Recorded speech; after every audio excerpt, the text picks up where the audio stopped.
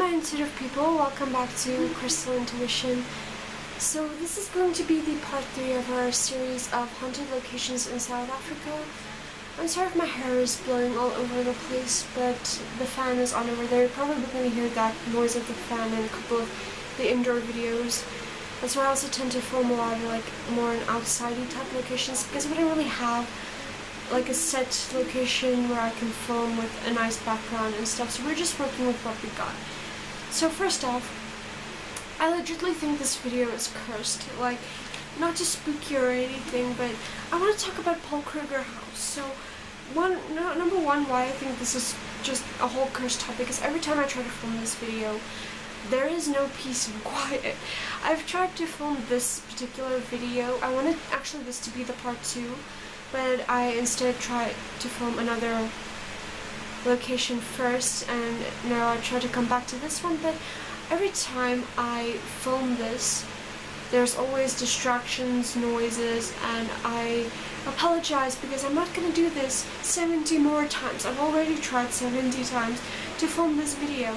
I legitimately tried for 2 days straight to film it. I probably did it like 30 times. So we're trying again, and hopefully this will be worthy to upload, because I really don't want to do this again. So Paul Kruger house, first off, not a known haunted location. This is an historic location. My opinion, most historic locations are just bound to be haunted, and I'm just noticing how creepy this looks actually. I'm gonna try to, that just made it worse. I'll just try to let my hair just is not all over the place, because I'm just worried that that might be distracting. So, yeah, first off, Paul Kruger house was the former house to a South African president in the 1800s. So it was built in 1884 by architect Tom Claridge and builder Charles Clark. They used milk instead of water to mix the cement because the cement was of such poor quality. It was also one of the first houses to be lit by electricity in that time era. So that was pretty cool. It still contains most of the original furniture, or just some furniture that's from that time era that wasn't necessarily there when Paul Kruger and his wife and children lived there.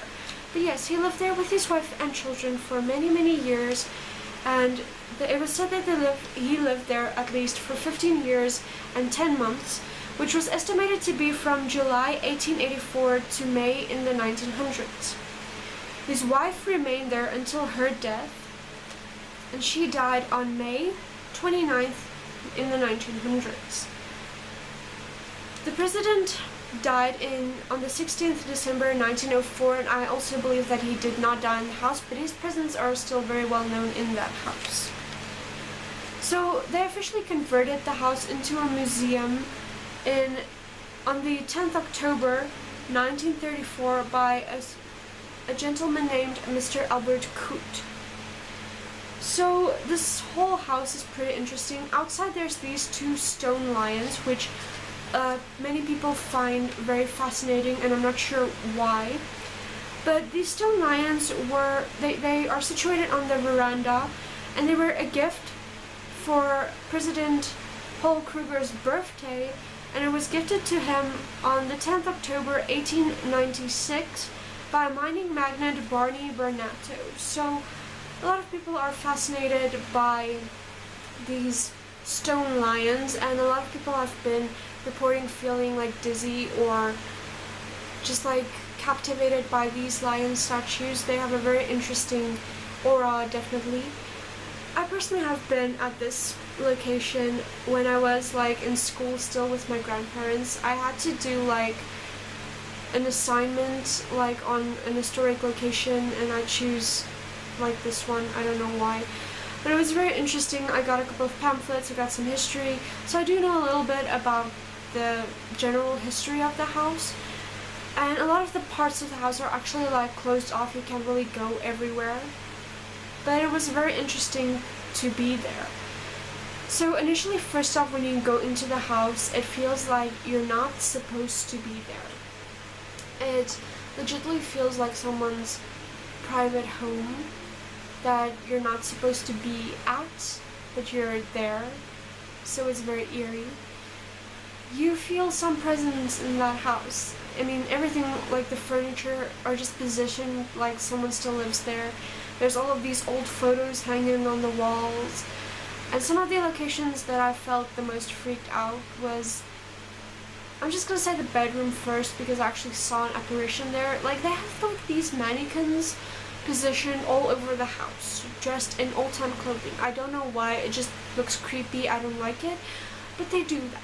So one of the main bedroom, which was the president and his wife's bedroom, has one of these mannequins next to the bed.